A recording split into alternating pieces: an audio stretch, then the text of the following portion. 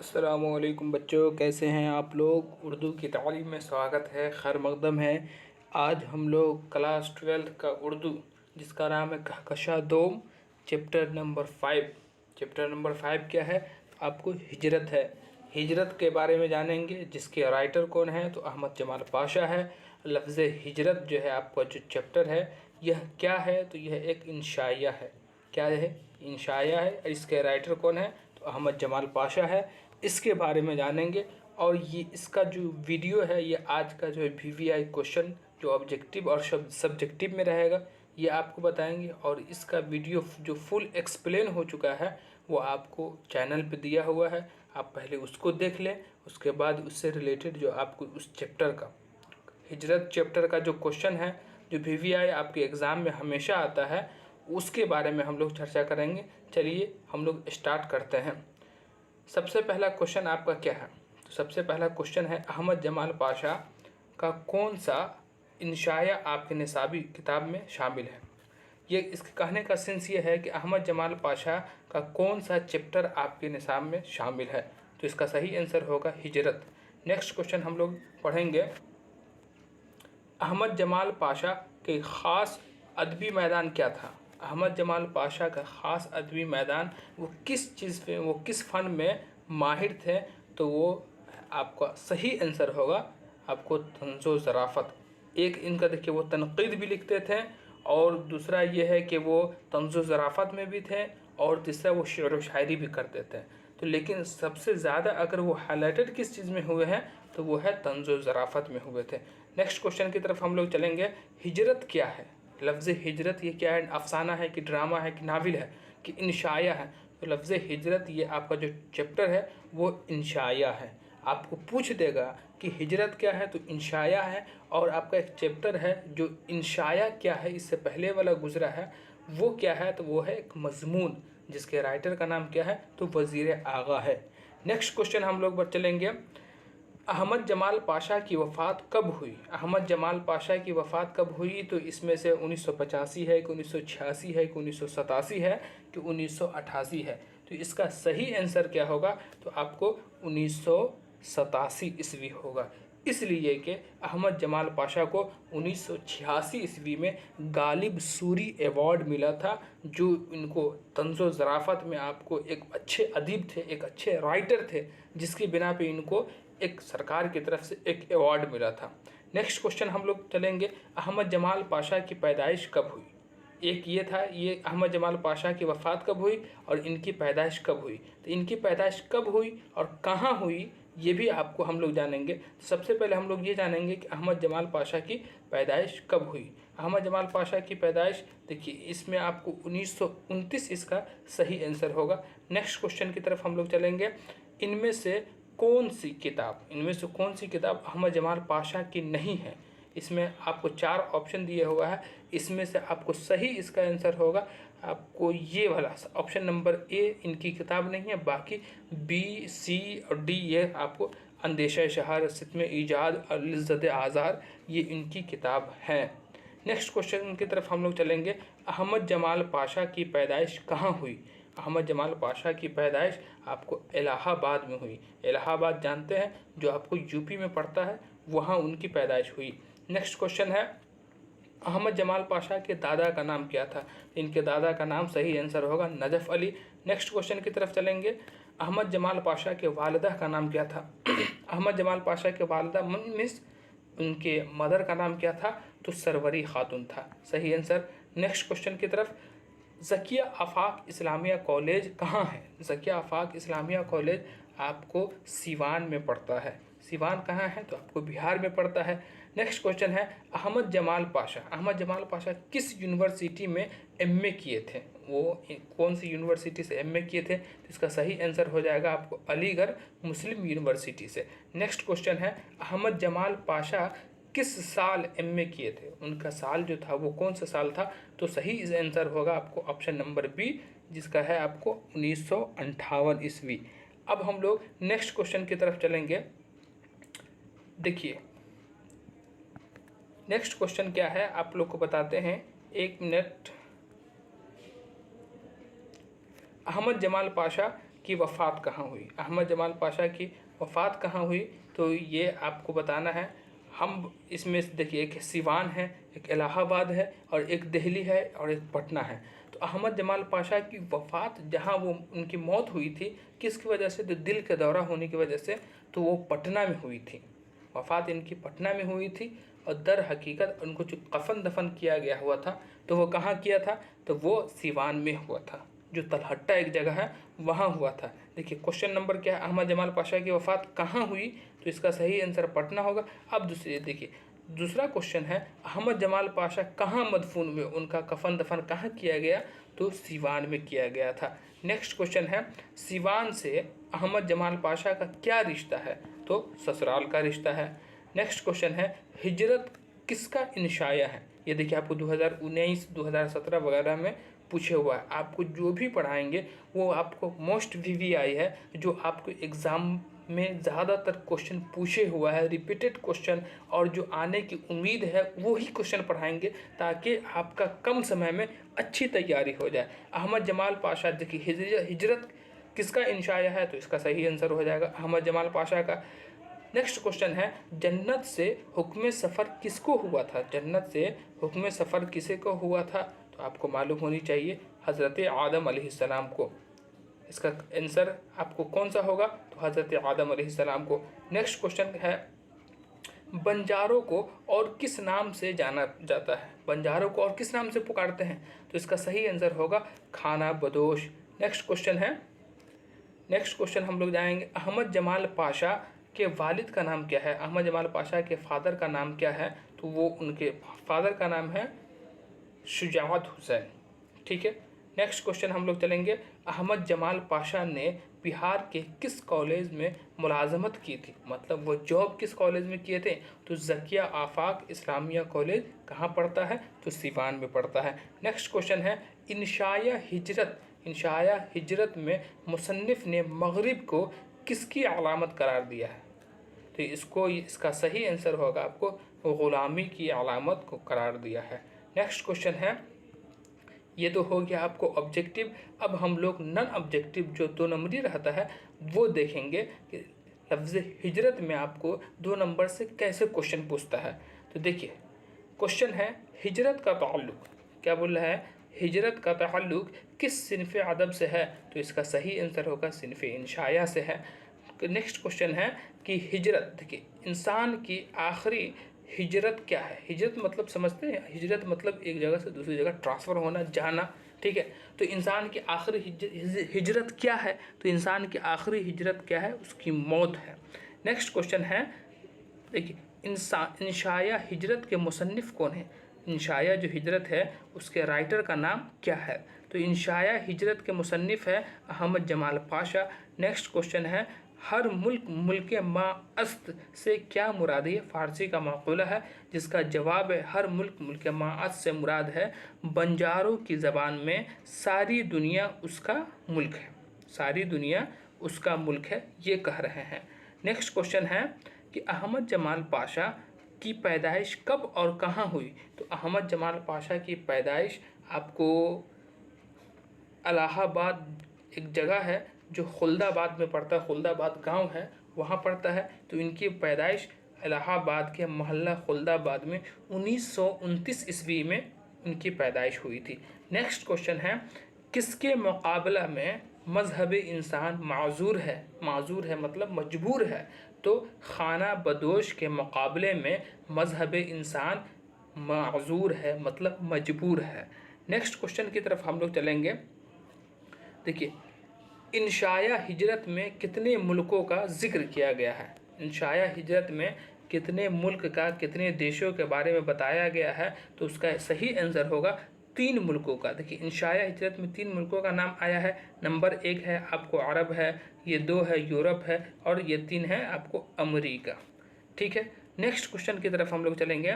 देखिए मगरिब किसकी अलामत कहा गया है, अहमद जमाल पाशा बोले थे कि मगरिब की किसकी अलामत है, तो वो चीज़ हम पूछ रहे हैं कि मगरिब किसकी अलामत है, तो मगरिब असल है आपको गुलामी की अलामत। मगरिब किसकी अलामत, तो गुलामी की अलामत है। नेक्स्ट क्वेश्चन है, जन्नत से किसको हुक्म सफ़र हुआ था, तो जन्नत से आपको हज़रत आदम अलैहिस्सलाम को हुक्म सफ़र हुआ था। नेक्स्ट क्वेश्चन है, अहमद जमाल पाशा किस साल और किस जगह पैदा हुए। अहमद जमाल पाशा किस साल और किस जगह पैदा हुए, तो इसका सही आंसर है, देखिए इसका सही आंसर है अहमद जमाल पाशा 1929 ईस्वी में इलाहाबाद के खुल्दाबाद गांव पड़ता है, वहाँ उनकी पैदाइश हुई थी। नेक्स्ट क्वेश्चन है, बंजारा को और किस नाम से याद करते हैं, तो बंजारों को हम लोग खाना बदोश के नाम से याद करते हैं। बंजारा को किस नाम से हम लोग याद करते हैं, तो बंजारा को हम लोग खाना बदोश के नाम से याद करते हैं। ठीक है, नेक्स्ट क्वेश्चन की तरफ हम लोग चलेंगे। देखिए, बाद शुमाल की बर्फ़ानी हिसार का माना वाज़ह कीजिए। मतलब बाद शुमाल और बर्फ़ानी हिसार का मतलब क्या होता है, वो चीज़ बताइए। तो इसका सही आंसर आपको मालूम होनी चाहिए कि बाद शुमाल मतलब क्या होता है। तो जिस तरीके से पूरा पश्चिम उत्तर दक्षिण होता है ना, तो वैसे ही शुमाल मतलब उत्तर होता है। तो इसका सही आंसर क्या होगा, देखिए बाद शुमाल का माना होता है उत्तर की हवा, और बर्फ़ानी हिसार के माने होते हैं बर्फ़ के तोदों का घेरा। मतलब ये तो बर्फ़ का बड़ा बड़ा चट्टान होना, इसको हम लोग कहते हैं बर्फ़ का तोदों का घर। यह अलग बात है कि दोनों का मंबा एक ही है, मतलब दोनों का मकसद एक ही है।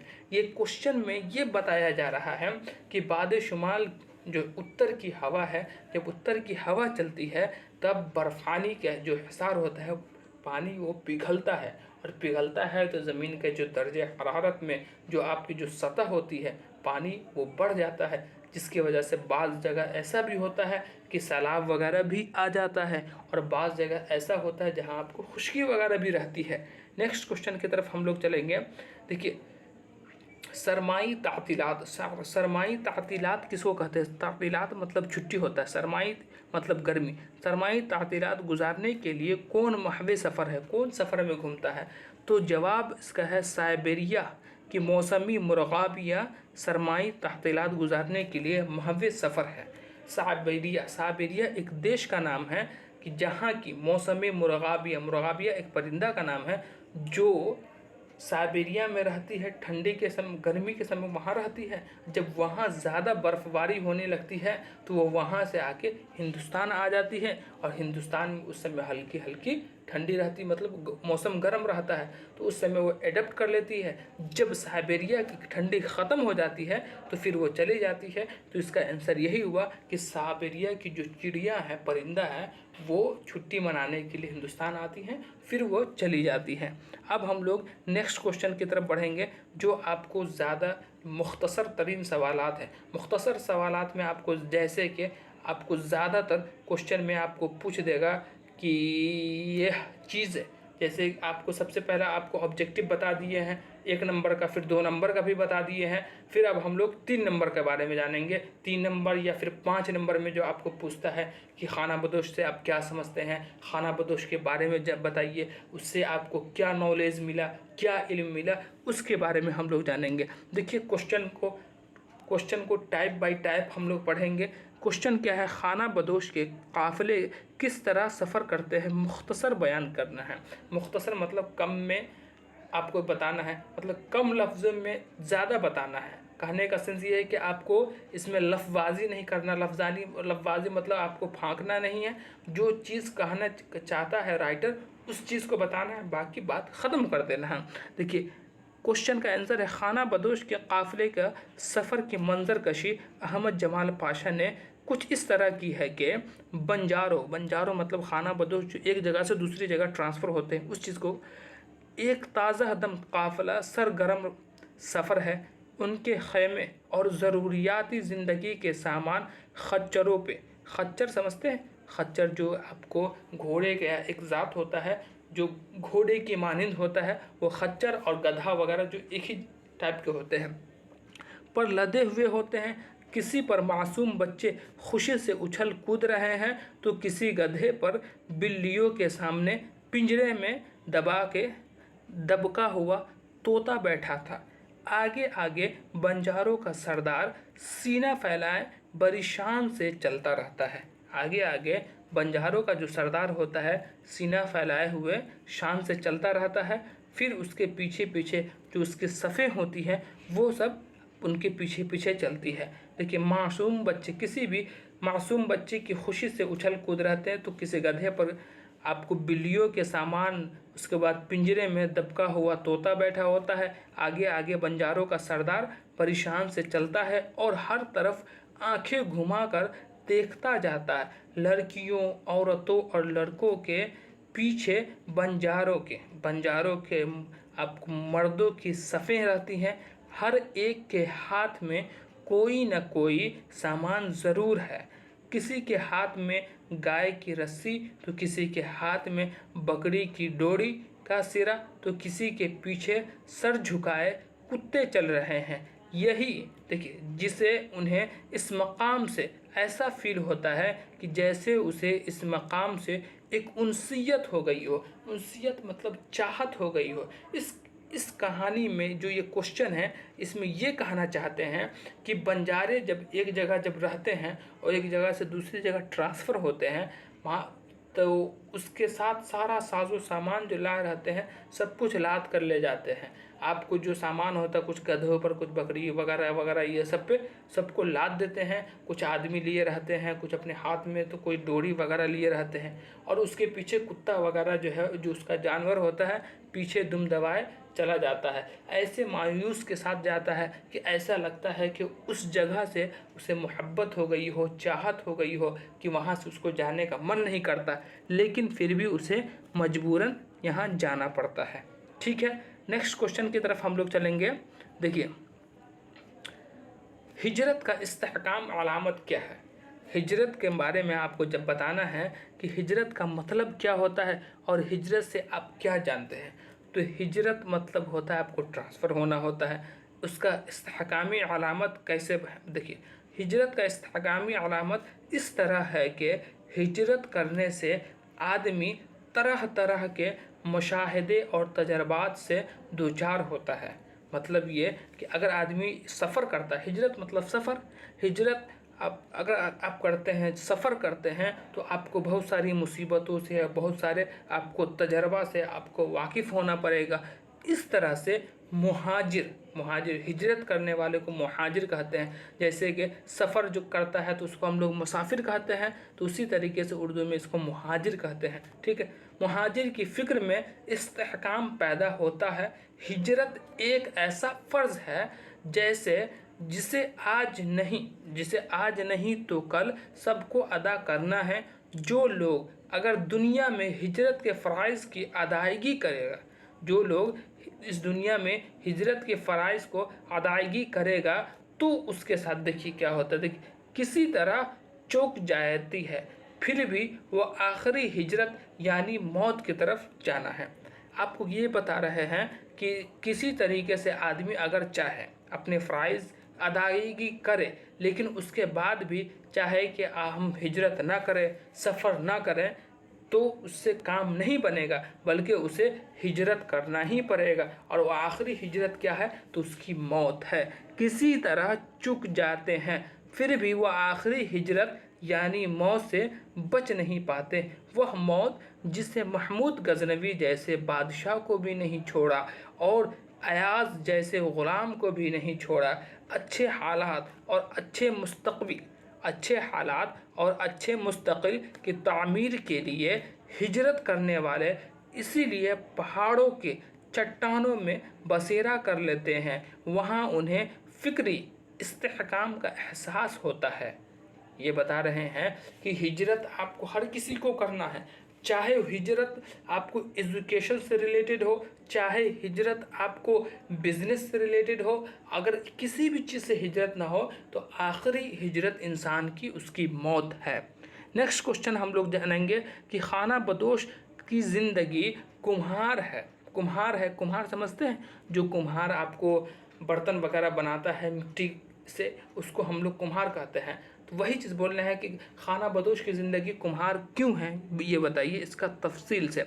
खाना बदोश की ज़िंदगी का कुम्हार इस तरह है कि उसका घर और ज़िंदगी का धंधा तो एक मासूम बच्चे के रेत के घर के मानिंद है, जिस तरह कि एक कुम्हार रोज़ाना अपने चाक से तरह तरह के बर्तन बनाता है। चाक मतलब समझते हैं, जो उसका जो औजार होता है जिसको घुमा घुमा कर उसी से जो उस पर मिट्टी डाल देता है और उसी पर बनाता रहता है, जो भी चाहे आपको प्याला हो गया, लोटा वगैरह, जो कुछ भी उससे बनाता है, बर्तन बनाता है और तोड़ता रहता है। इधर किसी बर्तन की शक्ल ज़रा सी बिगड़ी तो फौरन उसे तोड़ डालता है। क्या बोल रहे हैं कि तो फौरन उसे तोड़ डालता है और फिर से वो उसकी नई शक्ल इख्तियार करता है। क्या बोला, बर्तन बनाता है और तोड़ता रहता है। इस तरह किसी भी बर्तन की शक्ल ज़रा उसे बिगड़ी फौरन उसे तोड़ डालता है और बना बर्तन बना लिया। ठीक है, ठीक उसी तरह से खाना बदोश भी है कि उसके चाक से रोज़ाना तरह तरह के घरौंदे और धंधे बनते रहते हैं। इधर ज़रा किसी ज़िंदगी के खिलौने की शक्ल बिगड़ी और उधर उसने उसे मिट्टी के ढांचे में मिलाकर फिर नई मिट्टी सान लेता है। इसी तरह खाना बदोश की मिसाल एक कुम्हार के मानिंद है कि कुम्हार क्या होता है कि अगर वो कोई प्याला, कोई भी बर्तन वगैरह बनाता है मिट्टी का, अगर उसमें थोड़े सा खराश वगैरह या ख़राबी हो जाती है तो उसे फिर से वो तोड़कर मिट्टी में मिला देता है, फिर से बनाता है। वही एग्जाम्पल आपको खाना बदोश का है कि खाना बदोश एक जगह रहता है, फिर वो दूसरी जगह चला जाता है। उसको थोड़ा सा भी अगर एडजस्ट नहीं कर पाता है तो फिर वो एक जगह से दूसरी जगह ट्रांसफ़र हो जाता है।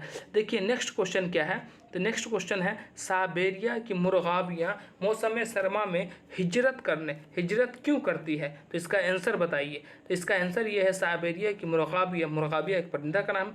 मौसम सरमा मतलब गर्मी में, देखें मौसम गर्मा, मौसम सरमा ठंडी और गर्मी, देखिए तो मौसम सरमा में हिजरत इसलिए करती है कि उत्तर की ठंडी हवाओं के वजह से उत्तर की ठंडी हवाओं की वजह से उसके इलाके जो है वो बर्फ़ जमने लगती है।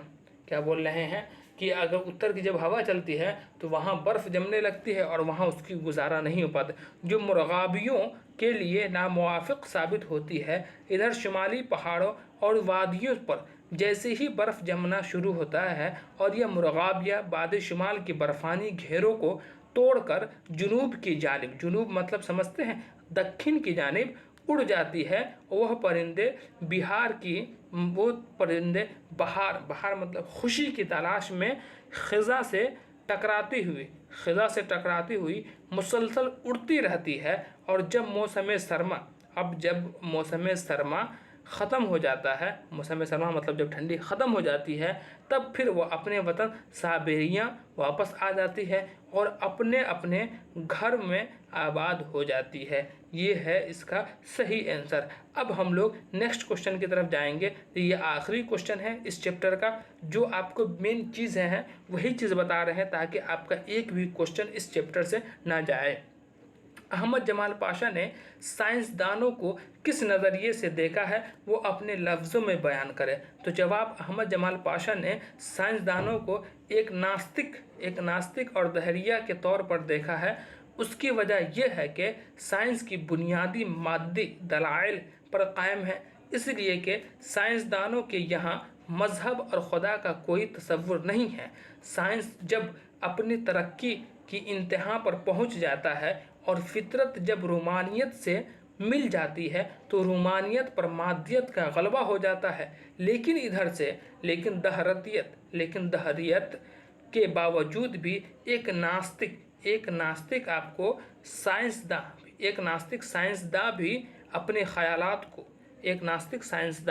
आखिर में कलमा पढ़ लेता है। क्या बोल रहे हैं, एक नास्तिक साइंसदान भी आखिर कलमा पढ़कर खुदा के वजूद पर ईमान ले आता है। इसलिए कि इंशाया निगार को अहमद जमाल पाशा को शक है कि आज ये साइंसदान जो निज़ाम शमसी जो दुनिया का जो तरीक़ा चल रहा है उसके मुख्तलिफ़ सैयारों पर कमंदे डाल रहे हैं, ऐसा ना हो कि उसका इरादा तो ऐसा नहीं है कि वो कहीं और जाने का इरादा करते हों। ये चीज़ बोल रहे हैं किसी और, अगर इसका ऐसा तो इरादा नहीं है कि वो जन्नत की तरफ शॉर्टकट रास्ता बनाने को तलाश कर रहे हैं, लेकिन दर हकीकत ऐसा नहीं है। अगर वो कितनी भी तलाश कर ले लेकिन वो जन्नत तक नहीं जा सकता है। आज के लिए बस इतना ही है। अगर आप इसका PDF चाहते हैं तो टेलीग्राम सेक्शन है जहां आप उर्दू की तालीम जाइए, उर्दू के तालीम में चैनल में अबाउट सेक्शन होगा, वहां जाइएगा, एक लिंक होगा टेलीग्राम का जिसमें उर्दू के तालीम के नाम से एक ग्रुप है, उसमें आपको इसका PDF मिल जाएगा। और अभी तक जो बच्चे भी क्लास 12 में हैं और 10th में हैं अभी तक इससे नहीं जुड़े हैं तो बेहतर है कि वो इस क्लास से, इस ग्रुप से जुड़ जाएं और अपनी तैयारी में ज़्यादा से ज़्यादा इजाफा करें। आज के लिए बस इतना ही काफ़ी, फिर हम लोग नेक्स्ट वीडियो में मुख्तसर आपको मिलेंगे। अस्सलाम वालेकुम, ठीक है, खुदा हाफ़िज़।